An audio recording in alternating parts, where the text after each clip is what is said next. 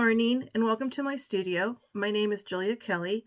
I am a fabric collage artist, an art educator, and a new cross-stitch designer. And today is Friday, January 5th, and this is my ninth floss tube.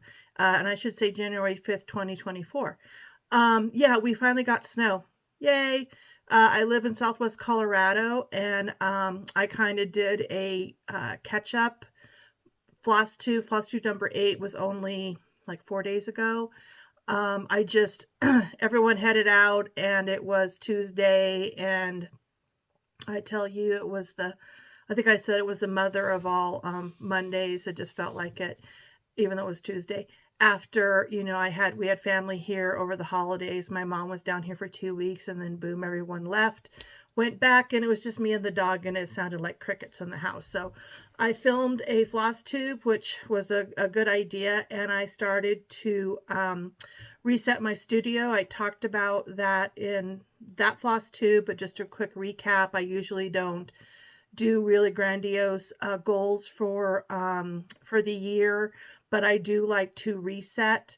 And what I mean by that is kind of like take all the piles, put them away, get reorganized for the next adventure or project or whatever.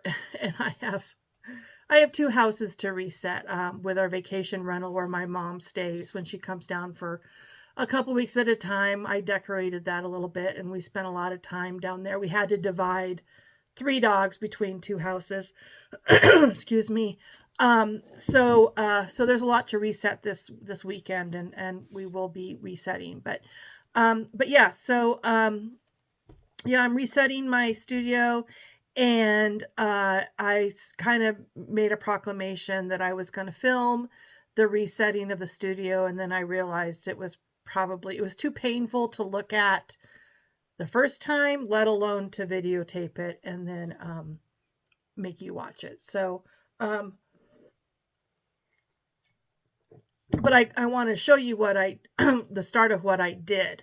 So yeah, I said I was going to reset my thread because I have several issues with my thread. One is the volume I'm getting in.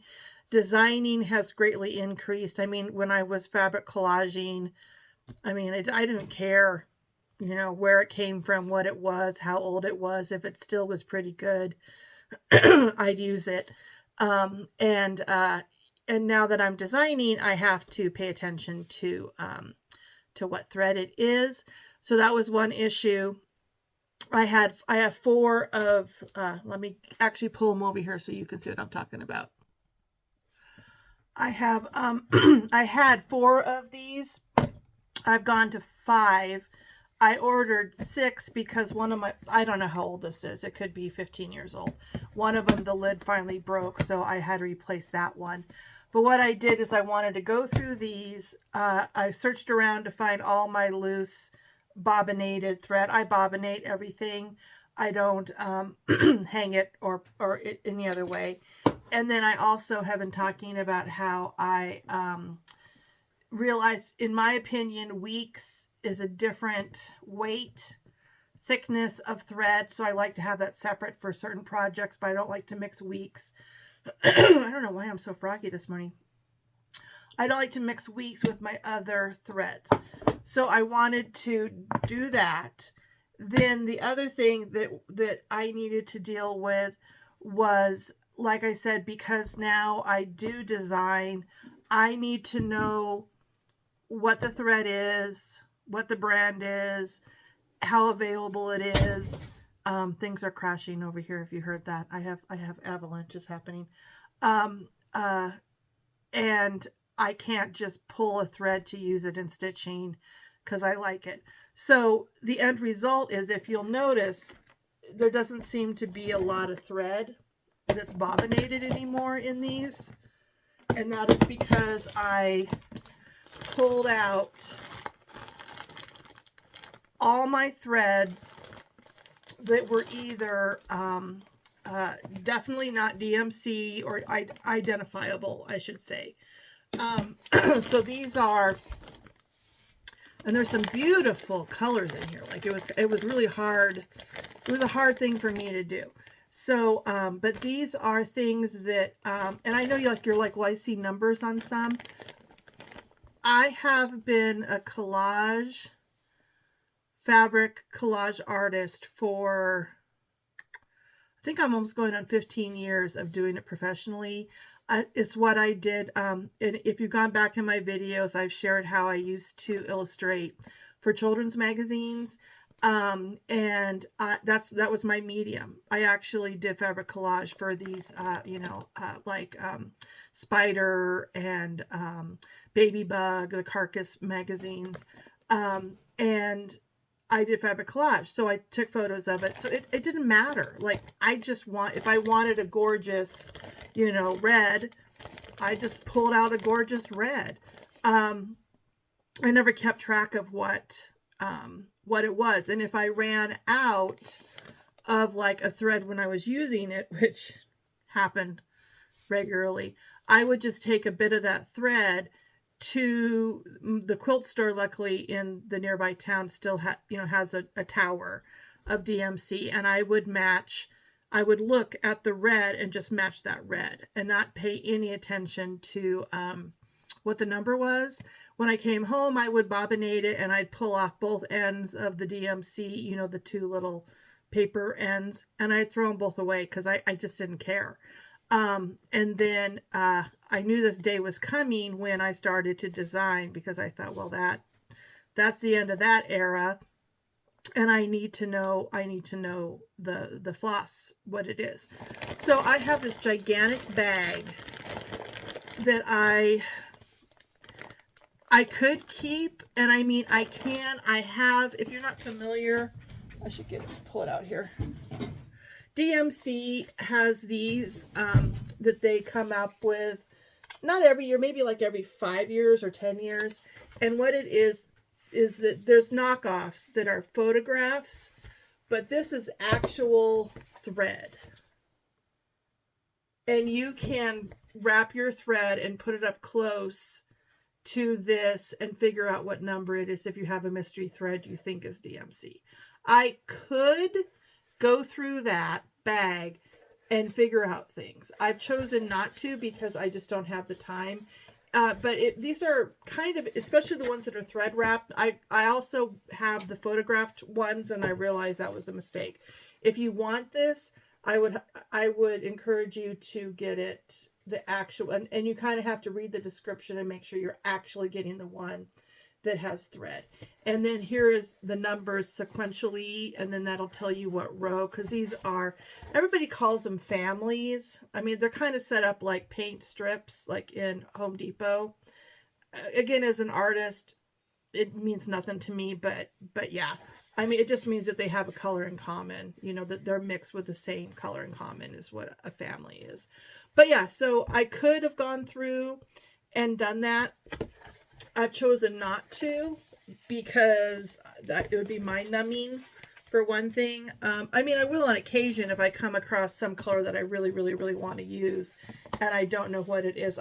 That's what I'll do, like one color, two colors at a time, not this whole thing. There's also a possibility that these are not just DMC, that there is, and I thought I had pulled something that was, yeah, like this, when I was organizing. This is JP Coats, which I'm fine is a perfectly good color. I mean, there's absolutely nothing wrong with it. I definitely, again, when I fabric collage, I would use this and not think twice about it. If I was mixing JP Coats with DMC, or I think Sullivan is another name that comes up. But now I have to think about making patterns, availability, and so I should put this in here too, because I'm not going. I just want DMC. I don't want it mixed with other stuff. So the question is what I'm going to do with this bag. No, I'm not going to mail it out. I'm not doing giveaways because you'd be in the same boat as I am. You wouldn't know. You wouldn't know what it is. Like there's even like this. I don't know if I told you this.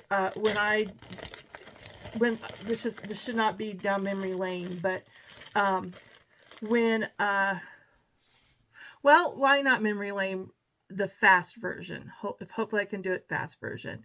I've shared this before that that like I said, I'm a professional artist. I've taught art to rural ranch kiddos and Native American kiddos in a one-room schoolhouse down the valley, across the valley, by two Indian reservations for about 15 years as a charter school. And I've sold the most recent thing I was doing was selling my work at farmers market. I make prints of my artwork for cards and stuff. But then the pandemic hit, and a lot of artists, everything stalled and stopped for a while. And then I thought, oh well, I'll just be at home and build up my inventory and then start going to art fairs after the pandemic. Well, then my father-in-law, who was 95, broke his hip and got dementia, a rapid dementia. He lived in the vacation rental down the hill. We're looking at Mesa Verde National Park. So he's lived next to us for like 13, 14 years. But the end result of all of that was we decided to renovate that house when he went into assisted living, and then at 97 passed away. But I renovated a house for a year, which sucked all my artistic energy out of me, and my studio became a gigantic storage room for linens and bedding and pillows and furniture to be assembled for this vacation rental. So that, between the pandemic, taking care of an aging parent, and then renovating this house, took about 3 years. And so then great 2022 came along, and one of my daughters got engaged, and so that was really exciting and wonderful. We had the wedding on the homestead, and then had a reception of it, a very small wedding on the homestead, and then a larger reception of it in Santa Fe a year ago, December. Well, then fall came along, and I broke my foot, and had to have surgery and have a big rod in it. So January of 2023, I am literally sitting on a couch, staring out of space, wondering what I'm going to do with the rest of my life. I mean, that's what it felt like. I mean, I was emotionally spent. I was mentally spent. I was physically spent. I couldn't walk. It was a pity party was happening. And I came across Teresa Kogut, a video of hers, and I've always had in the back of my mind how fun it would be to have an art vlog video, and how sad that other communities like writers and scrapbookers and planners seem to have these communities of video. And me like, well, art is such a visual medium. Why aren't artists doing that? And I know the answer, because artists were difficult, we're radicals, we're when everyone else is going that way, an artist wants to go that way. I understand the why, but I love the community of women. I always have. I've loved the community of women in churches. I ran a soup kitchen, the kitchen side of a soup kitchen, for 3 years. Loved the community of women, but I was just sitting on the couch having a pity party. Having a pity party to God, who had seen me through horrible times and who had never left my side, So Teresa Kogut comes on, and I'm like, well, that's really cool. I want to do that. But I had no, my channel's called Moonflower Muse, which, musing, which a muse is kind of that creative, artistic part of you that kind of most people kind of feel like it's not really a part of you. It's over here, and you can get very, foo-foo with it. I know that God gave, it's from God, and it's a gift from God, creativity and art, and I'm very thankful that he gave me that gift. It saw me through a rocky childhood. And so, but I'm just like, I don't know where it went. Like, my artistic muse is gone. Like, I don't know. I can't find it. Like, I had tried, like, I'd come into my studio and I had tried to, to create new work, and tried to, do appliques, which collage is basically appliques. I tried to redo appliques that were started, and I just, with my scooter, because I couldn't walk.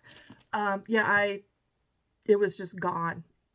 And one thing that I kind of was praying about, or having these very woe is me conversations between me and God. Like, I would be walking down to this vacation rental it was a complete gutting. Like, we gutted it down to the floor, and mitigation around it, dirt. I know more about septic fields than I ever think I wanted to know.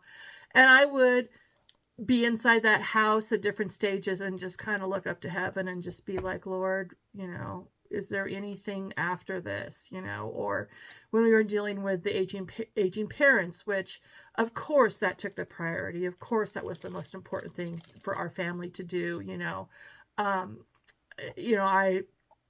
I would do it again for sure in a heartbeat, but it took everything out of us. And, I would just stop and just be like, Lord, is there going to be something after this? Or I'd be walking between the two houses and kind of look towards my studio and just be like, oh, is this, will I ever be in there again? Kind of thoughts and stuff. So I'm sitting broken foot and everything on the couch, and then Teresa Kobach comes up, and I'm just like, this is cool. This is, I thoroughly enjoyed watching them, but I thought her channel was called FlossTube. It didn't click with me what FlossTube was, what it meant.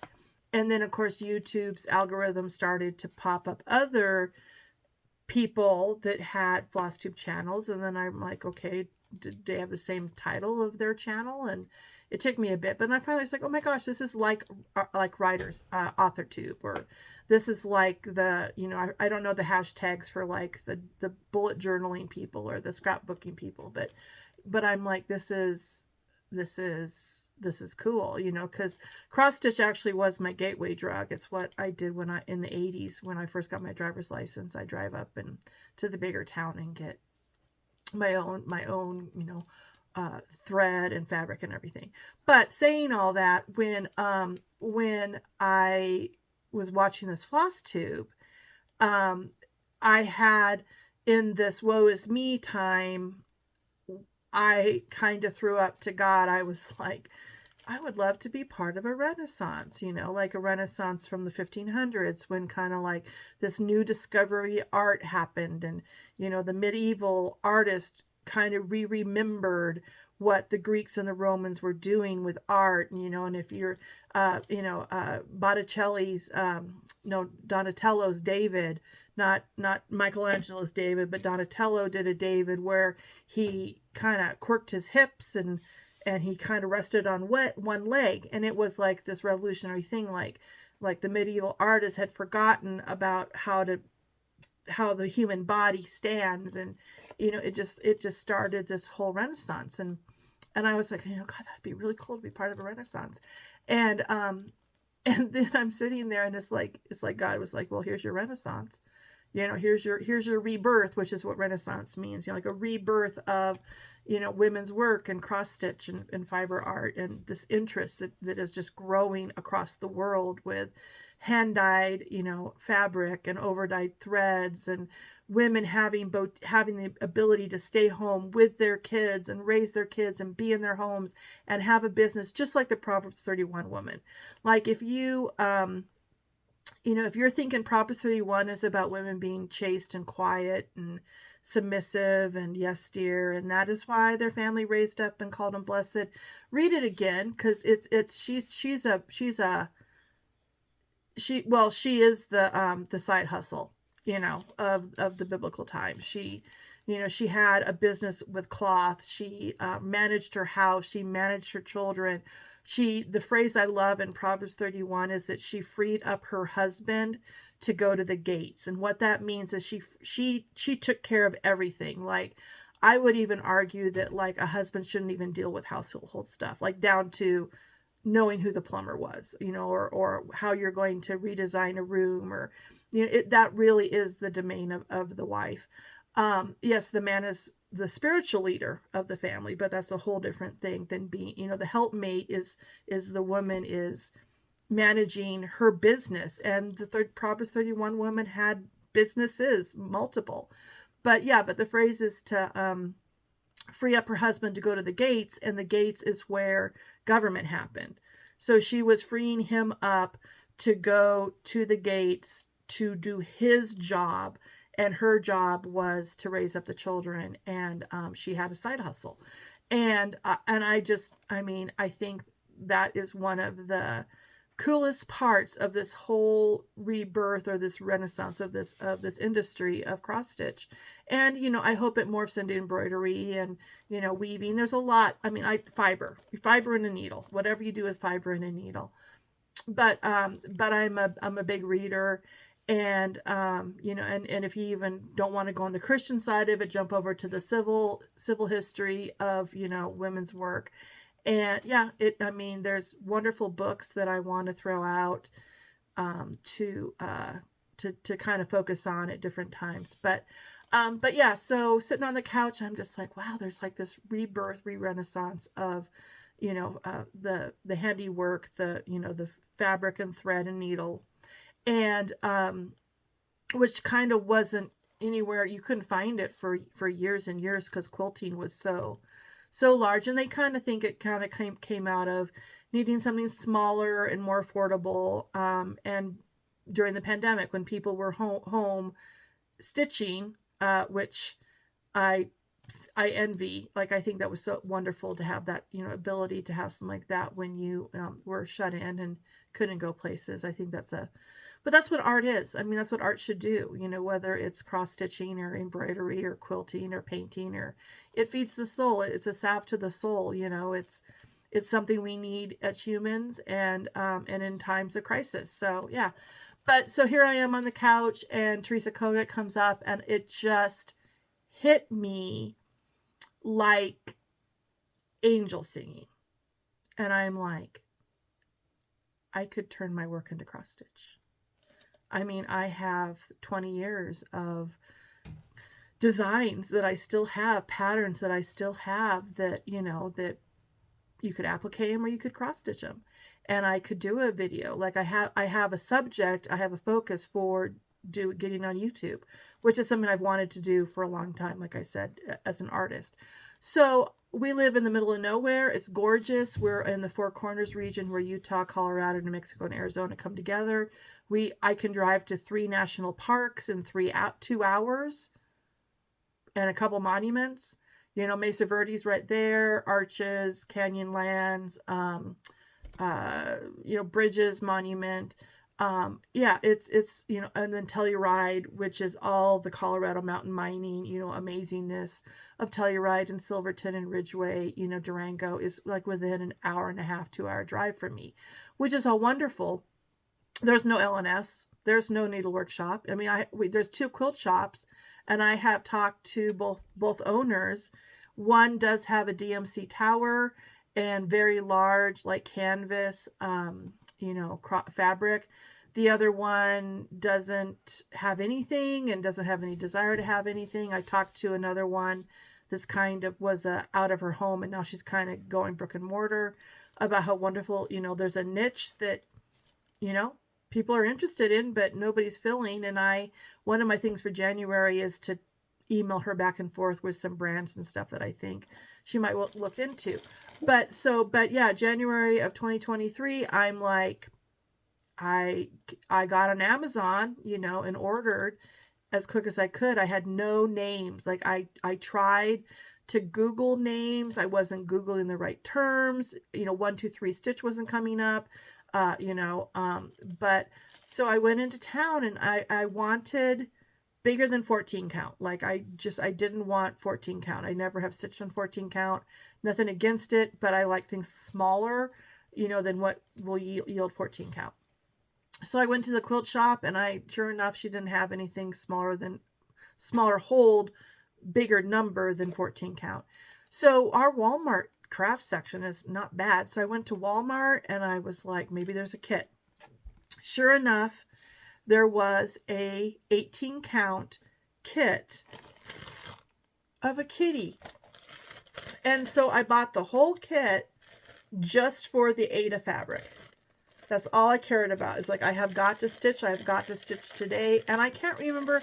I want to say by that time, I still was in a boot, but I could walk in the boot, I think. Yeah, no. Well, and what was really funny is I couldn't stand for very long. Like walking in motion, I was better at just standing in one place, like looking at a DMC tower, and I couldn't crouch down. Like I couldn't bend my body down to look at the colors low on the tower. I mean, it was a mission. It was this day was a mission. If I was in a boot, I had to be in a boot. Like I don't think I would have tried this on my own, and on because we got 2 feet of snow last year. Yeah, I'm sure I was in a boot because yeah, I remember going to the quilt shop and then waiting in line, and like I couldn't stand, like, and so their display of their Berninas, their sewing machines were like right there with their chairs, and I said I'm sorry, I not to hurry you, take your time, because I was waiting my turn, and I have to sit down, I can't stand.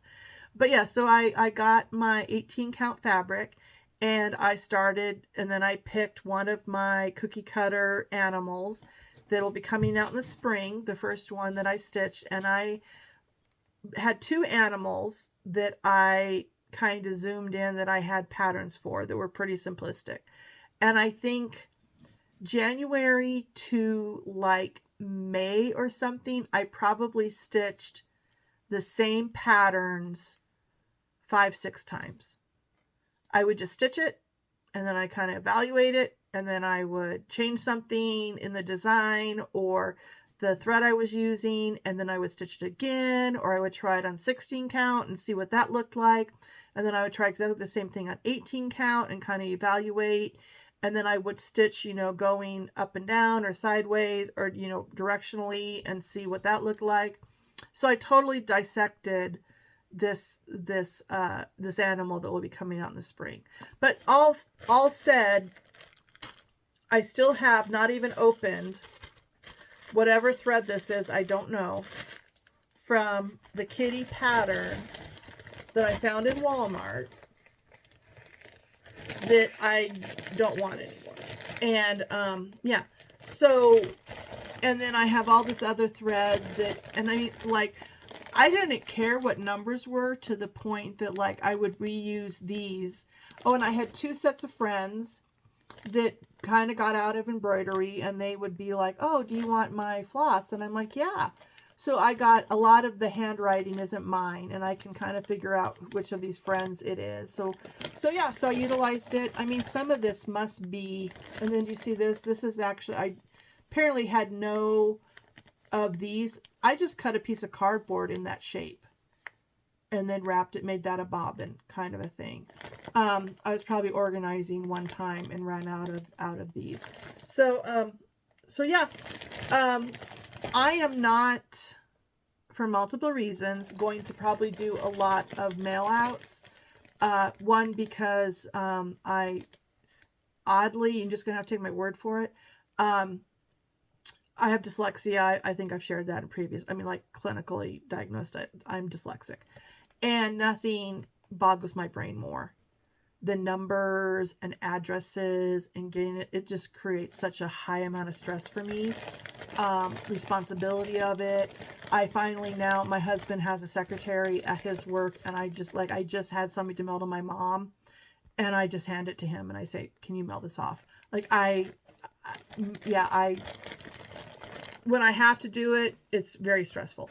So I'm not going to do that for that. But also, I would encourage, if you are encouraged to reset your studio and purge, part of resetting is purging and getting rid of what you don't need anymore. And we hold on to things we don't need or want, or we've moved ahead of where we need them. And it creates problems, because then you're going through all of that to find what you need, which is overwhelming. Then you have the sense of kind of guilt too, because you're like, well, I bought it, I should keep it, I should use it. And it just sucks the joy out of art. Nothing sucks the joy out of art more than you thinking you have to do it. And I would argue this with thread, fabric, even patterns, started patterns. Nothing's going to suck your joy out more. And why would you, don't don't let joy get sucked out of art. Don't let joy get sucked out of crafting. I mean, there's so many other areas of your life that you have to do it. You have to buckle down. You have to take care of it.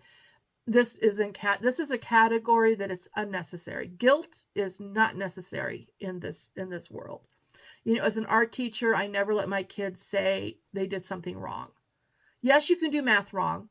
Yes, you can spell something wrong. Yes, you can, get the wrong answer on a science project. You can't do art wrong. You can't do craft wrong. You can do craft and art that, in your opinion, you could have done better. Yeah, you can have a successfulness kind of judgment. I could do that better kind of a judgment, but it's not wrong. I just had a sneezing attack, so I'm going to cut all that out. But yeah, no, you can't do art wrong. You can't do craft wrong. And if you're not getting joy from it, find out why you're not getting joy and get rid of the stuff, either your attitudes or actual things that you feel like you're getting buried alive in, away. You know, your art studio, your craft studio is not a storage room for past decisions. It's a tool, working place for you to come in and escape, escape from other things. Have some peace, have some quiet, have some joy, to re-energize yourself before then you go out and you do the stuff you need to do, that you have to do. So saying all that, I am into purging, and I literally mean purging. I have done big purges in my studio, maybe like 4 or 5 times, where I have actually gotten gigantic boxes and some craft that I was interested in. I used to weave baskets. I sold baskets like farmer European egg baskets and potato baskets, and I'll show you the ones that I have. They're all over my house sometime. But I had all my reed, I would dye my reed different colors. I had all the equipment for that. And for a variety of reasons, I realized that where I lived, the time of my life with small children, this was something that I was at a point where I either would have to travel back east, or I wasn't going to be very successful at it as a pursuit. So I decided that's when I got into fabric collage, an illustration. But I had, for a couple of years, I just had all this basket material. Beautiful, expensive. I mean, I had stuff that came from Japan, like different coils of reed. I mean, gorgeous things. And kind of thought, I have to make a choice, for my joy. I have to make a choice what's going to be in my studio. So I put it all in a big box, all of it. I mean, I saved the tools that are just so sentimental to me. I have them over here, just because I do use them on occasion. But I packed up all my reed, all my forms, everything, my magazines, and I donated them to a friend of one of my daughters who was in 4-H, and she, for her project, got into basket weaving, and she had come over a couple times for me to show her different things. And her mom and I had gotten into the antlers, when you drill holes in like a deer antler and then you make a basket around that, so I knew it was going to a good home. So I just packed up, it was a huge box, and I packed it all up and I just took it down the road to their house and said, here, I mean, it probably was a couple $100 worth of material, but I was like, it was so freeing, to give my surplus to somebody else.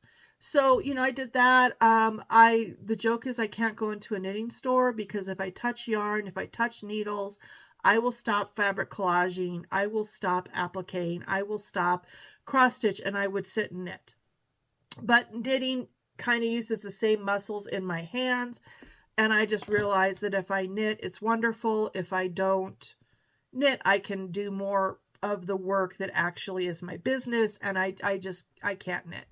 So there's a couple times when my knitting supplies has grown to a point that is ridiculous.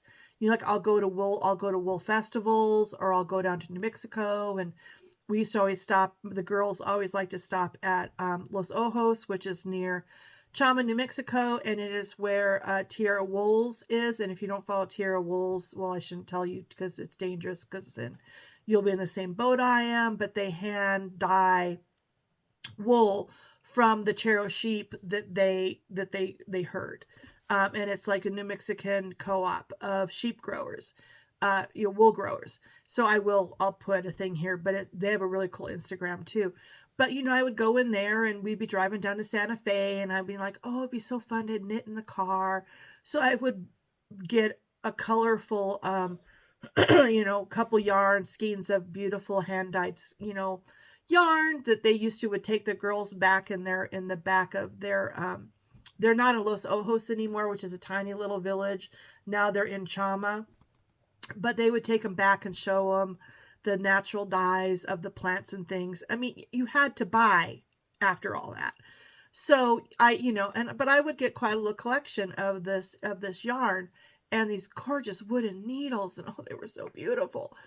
But I, have a friend in on the East Slope that loves to knit, and she's very consistent with knitting. So eventually I just put all my extra yarn. I have a little bit I've kept because I do use some of it in applique.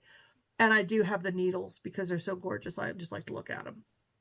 But yeah, so I put all of it in a box and shipped it off to her and was like, hey, here, here's yarn. And it's just so freeing.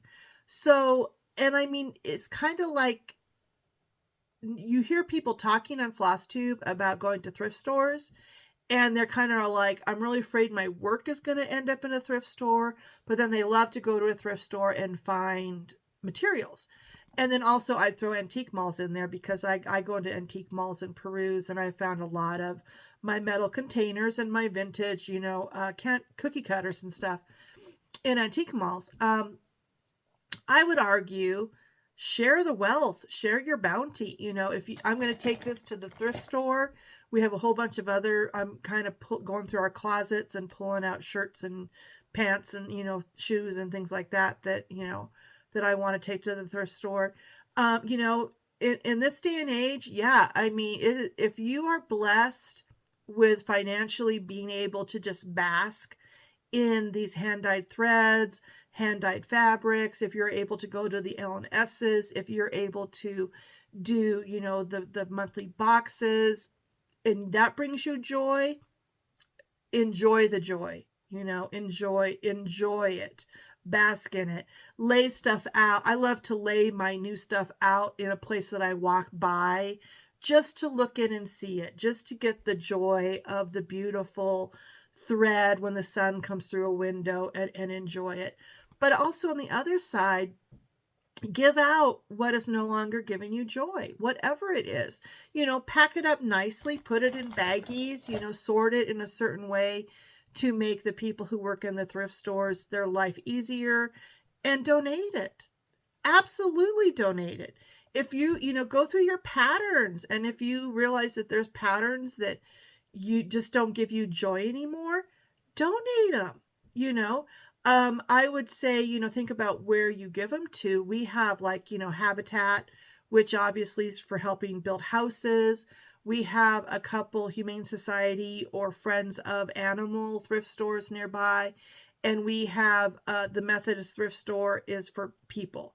They run a soup kitchen.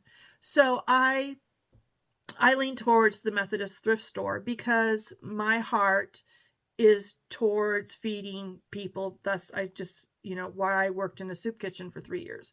It's highly valued. It's needed. It's, especially now, I mean, the numbers are scarily increasing.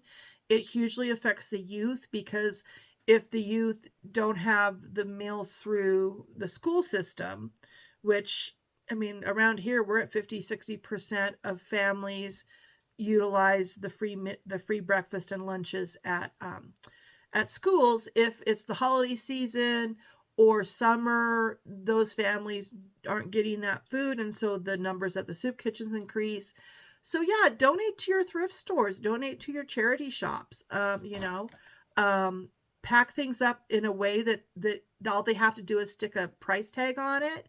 You know, don't just give them a box of stuff that they have to sort, because labor is a huge aspect. Like, I realized that when I worked in the soup kitchen, people thought they were donating by giving us this random box of something, or vegetables that still had dirt on them. And I was just like, well, that's real great. Would be greater if you had like cleaned them up for us, so we didn't have to spend our time doing that. But yeah, but make little goodie bags, you know, make little goodie bags of kits. You know, they don't care. I mean, a quick little kit of a random fabric you don't know what it is, and a chart that you're not really into anymore, and you know, floss that, you know, you don't really want to use. Put a needle in it, and that is huge. I've worked in these schools when I taught art. I've always worked in very low income schools. I haven't, it's just kind of what I've done. And I'm telling you, Monday morning comes and these kids are just excited. The ones that did some thrift store shopping on the weekend, and they bring in their treasure. They don't care. They don't care that it's secondhand. They think that is the coolest thing ever, to get a little craft project, or to get a notebook and a pen that they can draw in. So yeah, so, fix up some little kits, and, modify what you got to modify, and put them in a baggie and donate them. And I mean, it's like double, triple joy, because you had the joy and the wonderfulness of the possibilities when you bought something. And then you have the joy of organizing your studio, where you're not struggling through multiple more projects than you really want, or more patterns than you really want, or more thread than you really want. Share that, give it to a thrift store, give it to a charity shop, and then you're passing that on to another lady who can't afford an LNS, or kids that are just wanting to experience cross stitch and what it all means. So there's my pitch. Out with the old, in with the new, but think about sharing the abundance of what you have to somebody else who just can't afford, and then you're going to encourage other people to get into the industry, get into the craft, and that's a very cool thing. So I sorted that, but then, like I said, it left me with very sparse, and this is I have used it, so it is bobbinated. And what I wanted to quickly, and I think I'm gonna go into this major right now, but what I wanted to share is how I organize. I do not organize by brand, other than what I said is that my weeks are separate, because weeks to me is slightly thinner. Like, it's not, the fiber content isn't the same. So I like it for 18 count, because 18 count DMC, Classic Colorworks, Gentle Arts is too thick. I do 2 strands. I don't like how thick and packed it is, but I use 2 strands with Weeks Dye Works, and I get the right amount of little pinholes, and that's to me what primitive, folk arty look is. So again, this is just what I bobbinated, which means these are only the ones that I paid attention to the number, and they come 2 ways. So like, here is a DMC. I just pulled out the first one. Yeah. So this is a DMC. This is a variegated red, but I have the tag in there. So like, here's another DMC that I have the number. So all my info is on this card.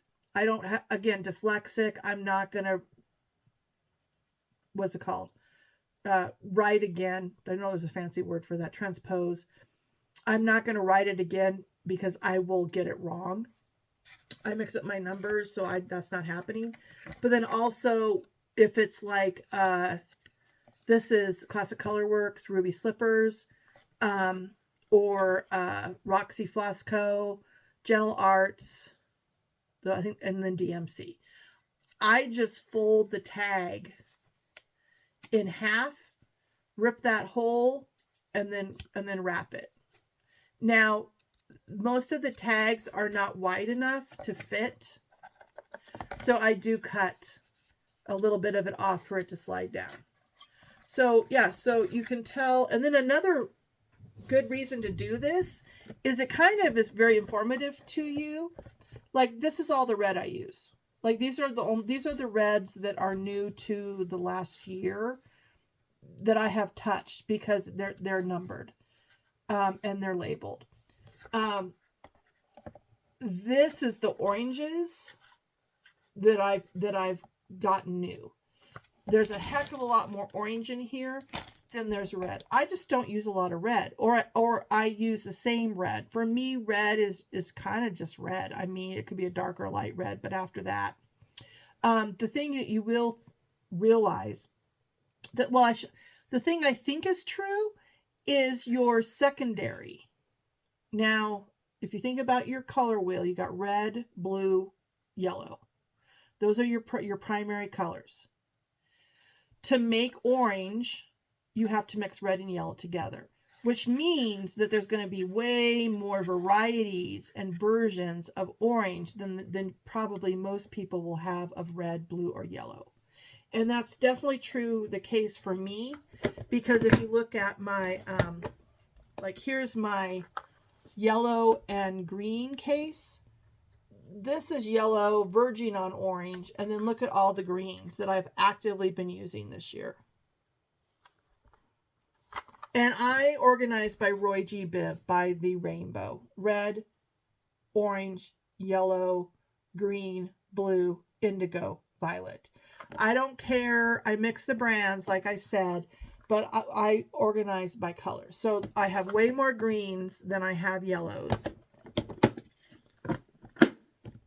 Now, blue is a little different because of the sky. And blues and greens for me, because I do a lot of animals outside, I'm more interested in this. These are the purples I have, and I really don't use purple. Like, I think they're just kind of like there. I don't know why there's so many pinks. But there, if you look at them close, there's pinks, but then there's a lot of pinky peaches. I must use peach, or the other possibility is that I got these from one of my friends who was very good at labeling. So when I checked the labels, they were right. When I went back to my big DMC card I showed you, they were correct. Oh, and that's another thing. When I did this, if they were handwritten, I had to go to that. I had to go to this. I would go, if they had a number on them, I would verify it. I would go to this and I would verify that they were actually real. Like, because I reused cards, which means that they could be the right number, maybe they weren't the right number. So, and then after I'm done with my Roy G. Biv organization, then I have a box that is my neutrals, my browns, my neutrals, and my blacks and my whites. And I probably am, I don't know, sometime this year I'm going to have to go to another box. And then my, these are metallic. They're not Krynic. I try hard not to use metallic. Again, these were just holdovers that I had that I decided to keep. I might actually toss those in the to give box because I hate them. I hate metallics. So those are my organization of my used, have been touched, DMC. I mean floss, because they're a mix, like I said. Then, because I've realized that I like the 18 count with just weeks, this is my weeks colors that have been used that I still have from this past year. And I have quite a few out that I'm working on projects, so those you wouldn't see. I did start to organize. I have two stacks of the DMC trays that were very expensive. Might have come from France. I finally realized the box, it's a metal box, are warped. And the trays don't work. And I've like, they're kind of in a really precarious place. And I'm like, why are these not working? And I finally pulled them out a couple days ago and like put them on a flat surface and turned them and realized, well, that's because the square is like that. So I told my husband, I was just like, I'm done. It was a big mistake. They were very expensive. I'm just done. And so I had, when we at Christmas took a kid down to Albuquerque to fly back to college, which is about a 4-hour drive for us through the Navajo reservation, I had stopped at the Container Store, and everything I have, all of that is Container Store. They're mostly their larger clear acrylic shoe boxes. All my fabric is Roy G. You can kind of see the Roy G. Biv organization there. And then those are fabric I haven't cut yet. And then this is where my drafting table is. And then those are fabrics pieces that are still big enough for me to use. And they're all organized by Roy G. Biv. So I was going to show you the trays of the not yet used thread, but now I'm going to have to I'm just going to get rid of them. Like, I can't, I mean, the inserts I might be able to save. I don't know. Like, I just have to go with the measurements to the Container Store and then be like, what will work for this space? Like, know exactly what my space size is. I need 3 pull-out little trays, but everything I have is see-through. Like, I want to see into it. Yeah, so we'll have to see. But yeah, so my studio reset stops here. Like, well, kind of like here. I have my used stuff organized. My desk got cleared pretty well. And now I'm kind of stopped at the stuff I've bought, the new thread, until I go to the Container Store, which is 4 hours away. I can't ship. I also bought baskets we have like closet inserts that I got from Walmart, just cheap ones. You have like a tower of shelves and then hanging on the sides, which are great. But then I found a basket at the Container Store that worked, but only got 2 of them to try them out. And so now I need like another 6 of them.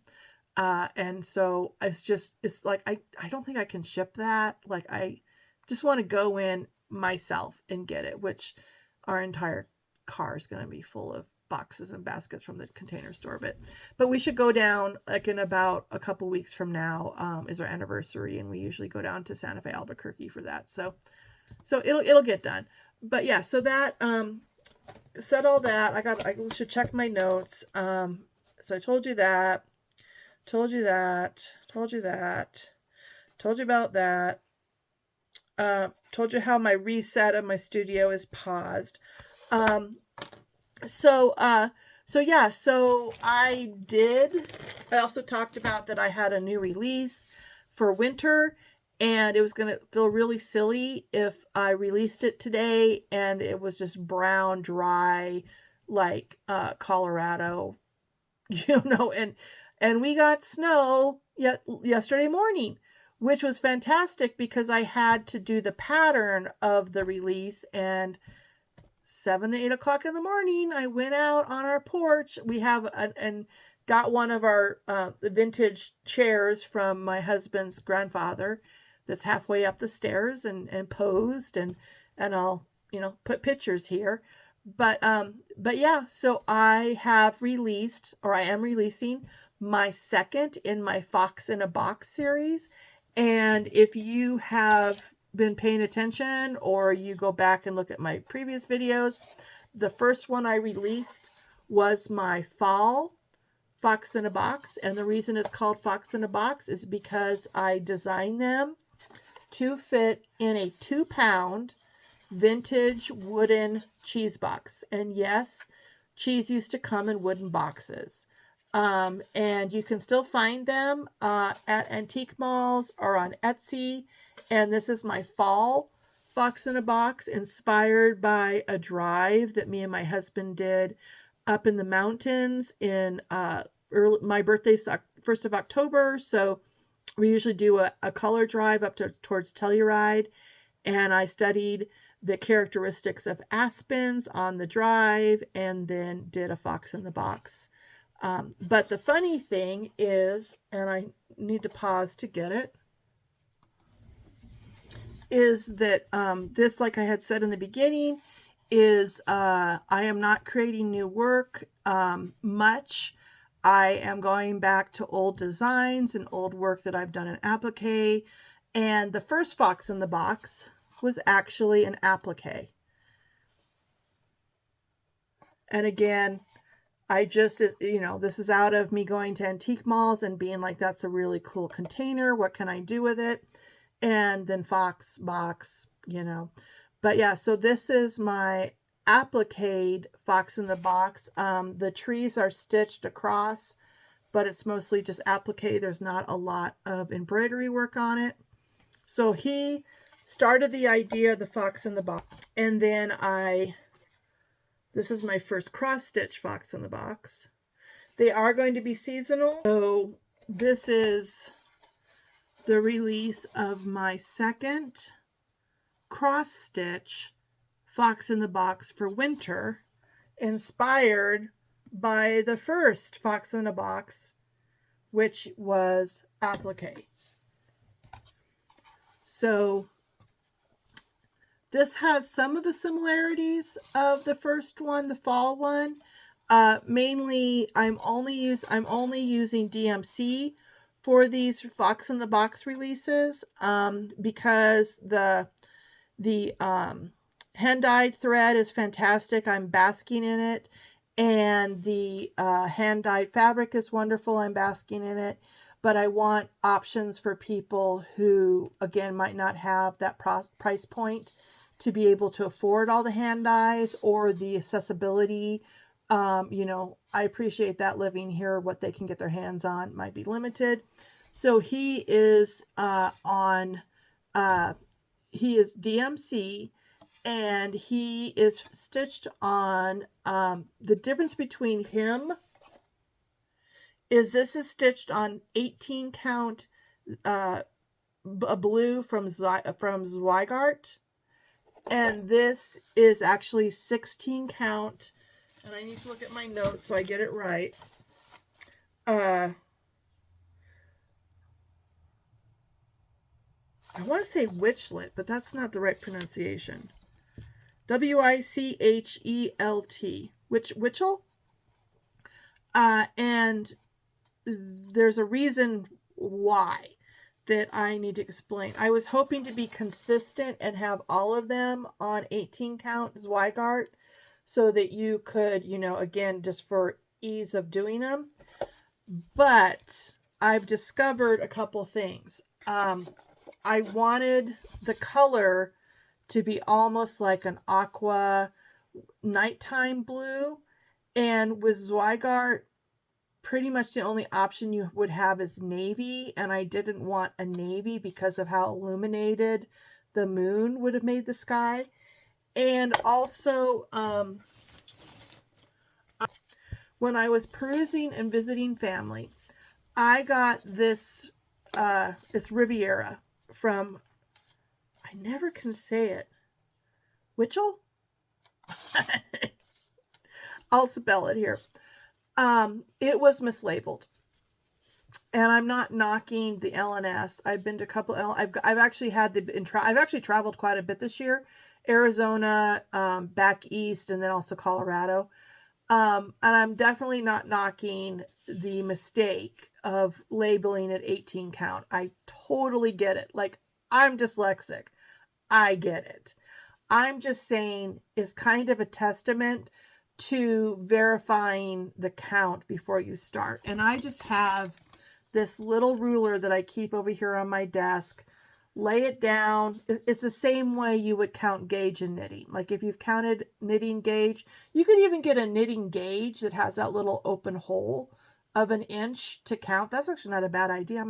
I have one somewhere, my knitting gauge, but it's just a gauge where you line up to the first thread, and then I just take a long needle and just count over and see if you're at 16, 18, a lot of times, honestly, it's 17 or 19, just to verify. And I didn't. And I'm actually having to restitch another design for later in the year because I didn't verify my count. So don't leave it up to the LNS or where you ordered it from. Before you start a project, especially if you go back and forth between two close counts, like right now I do 16 and 18 count. Don't trust your eye.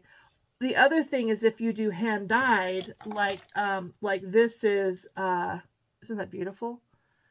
There's something I'm working on right now. That's Cypress 18 count, but it's hand dyed, so it could shrink. So, I know, it's the same thing in knitting. Check your gauges, just to check to make sure. So, but I started this thinking it was 18 count, and then it just didn't seem right. And no, I what was it? Oh, it was for when I do my pattern design. I like to go back and kind of peruse the internet and verify if what I'm stitching on is available. How available is it? Is it something I should make a pattern of and use as an example? If it's not really available, then that kind of defeats the purpose. And I realized that I think it's called Witchell. I don't know if I'm saying it right. Doesn't make Riviera in 18 count. They make a navy blue in 18 count. Riviera isn't even made in 18 count. And so then I was like, but I just stitched this entire design in 18 count. So that's when I got up my gauge and counted and was like, oh, it got mislabeled. So yeah, so the responsibility lays with you. Let's just put it that way. So, but it worked. The difference between 18 count and 16 count is very minimal. The smaller the size of what you're making is, so it worked. But yeah, but then it also has Algerian eyelets in it. And this is Aida. And another thing that I've realized, and I'm a little confused about, is the bad rap Aida has. I mean, the snickering bad rap Aida has. And I had stitched before, 30 years before. So when I started, I didn't go back and I didn't go find tutorials online about, how do I cross stitch? I kind of knew how to cross stitch, or I thought I did. I knew I was rusty, I needed to stitch a lot before I even dreamed of making a pattern for somebody else. But so I just instantaneously went to Aida because that's what I used in the 80s, and I thought everybody just used Aida. And it wasn't until I really got into these videos that I realized that Aida is like the kind of the embarrassing cousin to linen. And I don't know why. I get the look of the 80s with white. But I would argue the same thing about linen if it's white. We don't want white anymore. We want beautiful colors unless we're doing full coverage, which I totally understand. But to put the wrap on Aida is not necessary. And then I'll listen to someone who will literally say, oh, this has 3 fractional stitches in it, which if you're using Aida, you probably can't do. That's wrong. This entire thing has lots. I should point this out. I stitch with a considerable amount of fractional stitches. If you don't know what a fractional stitch is, you have the full X is a whole stitch. If you only use 2 of those holes diagonally, that's called a 1/2 stitch, which is a fraction. It's just like your quarter in math, you're learning fractions in math. So a quarter stitch is you're going from this, a half a stitch, you're going from one hole across to the other hole. A quarter stitch, you're going up the middle. So if you're doing linen over 2, you're going in that hole between the 2 threads diagonally, like a little leg. And then if you're doing 3/4, then it's a combination of a half stitch and a quarter stitch. But what fractional stitches allow is clean, straight, diagonal lines like there. Now, yes, you can do, you know, curves, like hit the belly, funky trees, you know, the moon circle. Now, yes, you can do this pattern without fractional stitches, just using whole stitches. To make it not look pixelated, you know, if you think about, you know, 1980 um, uh, video games, or when people talk about pixelation, it's that jaggedy edge because your X's, you can see the different X's. One reason why people want to stitch on such high counts, like 20, you know, 25 or the equivalents in linen, is because they're trying to get rid of, they're trying to make those edges smoother looking because the X's are so small. So then they kind of blend together, which is fine. I mean, this is not a right or a wrong. This is just a preference. I prefer to stitch on bigger holes, but by using fractional stitches, I can create smooth diagonals and smooth curves by using fractional stitches. And now that this is done and I get this video out, I am going to, my next thing on my list is to design and stitch with you, like do a video tutorial while I'm stitching, probably a Valentine's thing that shows you fractional stitching.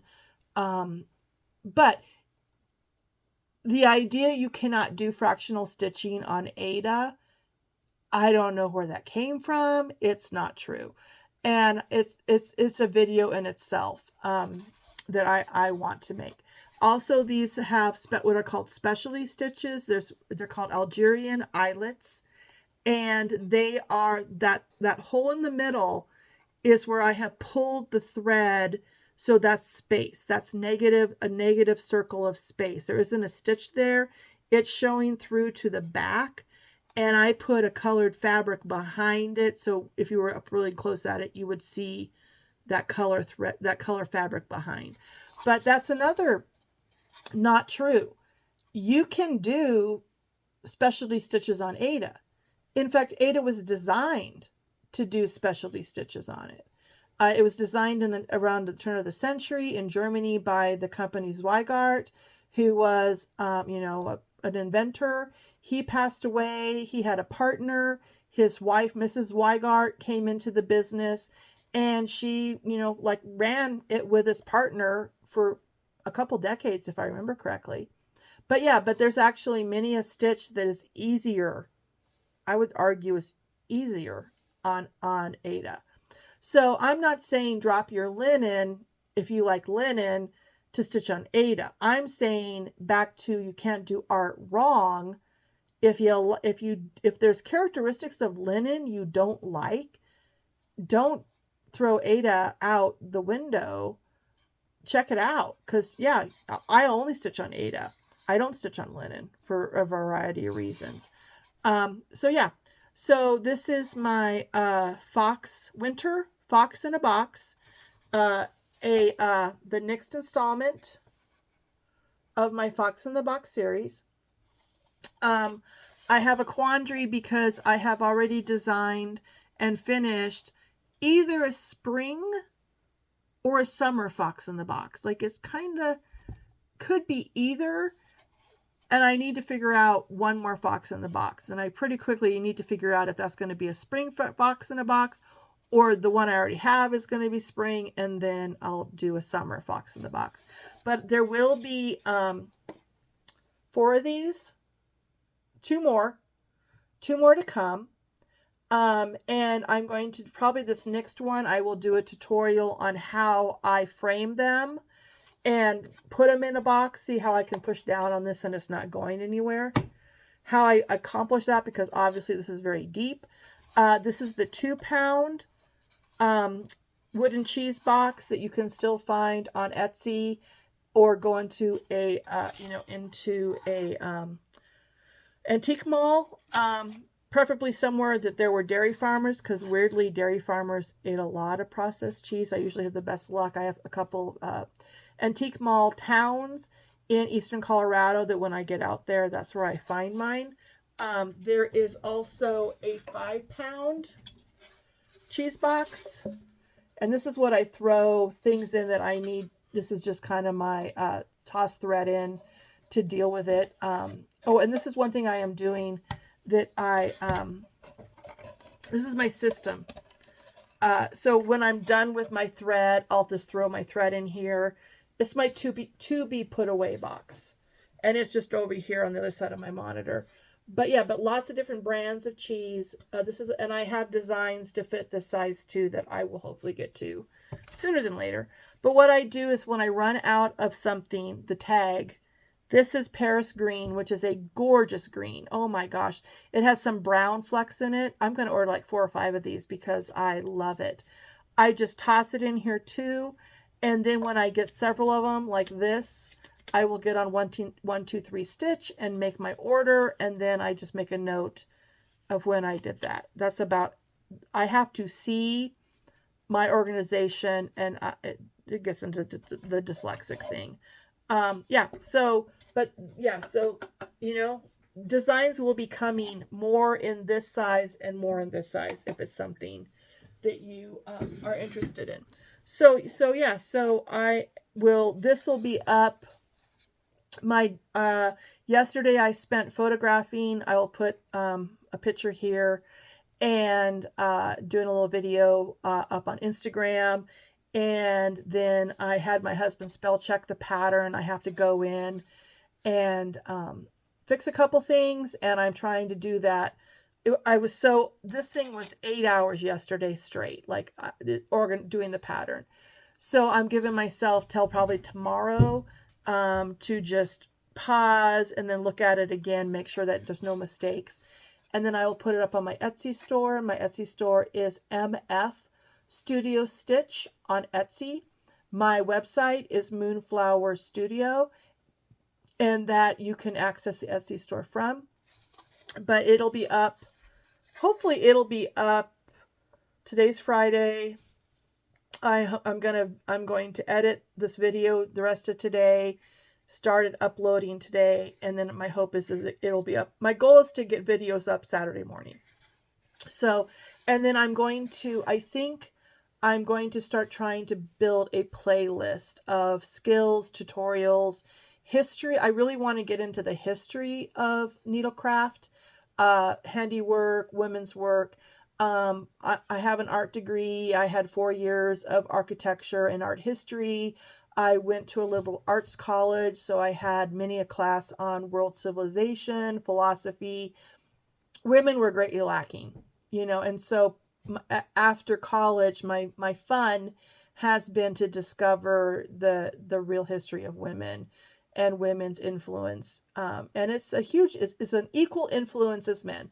So, but yeah, so I want to do some videos of just talking about different, probably by subject, different aspects of women's history via the needle and the thread, and recommendations for you of different different TV documentaries, TV shows, books that you might enjoy.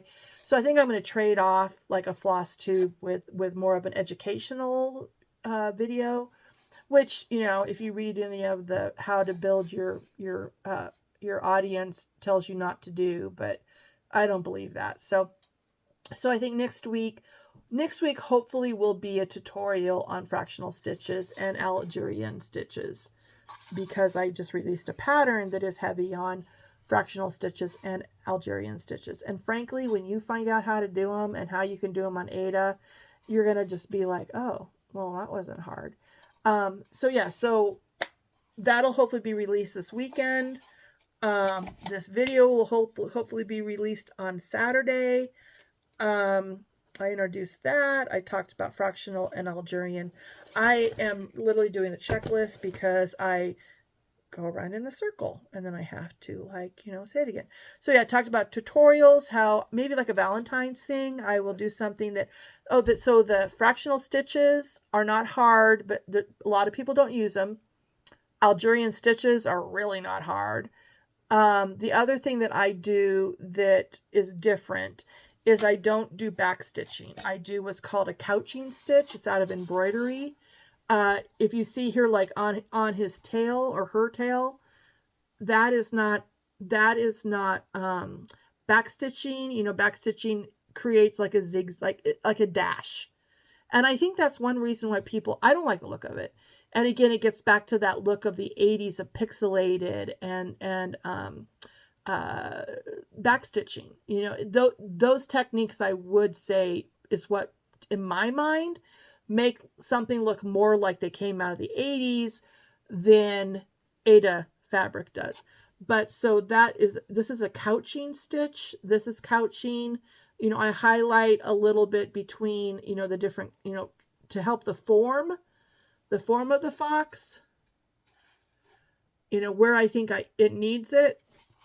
And a couching stitch is a 2-thread stitch where you have a thread on the top of the fabric that's just doesn't have a needle on it, and you lay it down where, like, you're kind of like drawing a line with that thread, and then you bring up a thread from underneath and you tack it down. And you can completely cover it, or you can just tack it down a little bit as you go. So yeah, so I need a how-to video that shows fractional stitching, Algerian eyelets, and couching. And then also I am going to do a video on the defense of Aida. And just, you know, I mean, I'm not knocking any other fabric. I love all, I would stitch linen if I could, you didn't have to count 2 over. It gets into the dyslexic thing. Numbers are hard enough for me, let alone having to count 2. It would just make my brain feel like it was blowing up.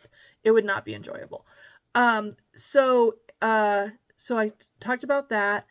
Instagram, I have in my notes, Instagram sneak peek. I am obviously doing designs for 2024. A couple videos ago, I talked about the Jingle Ball, how fun that was, and how I realized how much I enjoy stitching in season, and the idea of never being able to stitch in season because I am releasing designs on a timely manner, which means I'd have to stitch Christmas in July. Didn't sound fun to me. And how I was going to have everything a year out maybe. I've kind of rethought that, and now I think I'm going to, at least for the near future, kind of do half of each. So I'm going to, like, I'm working on things right now for January 2025, so I'm not in this pickle. And then I'm also releasing a few things through 2024.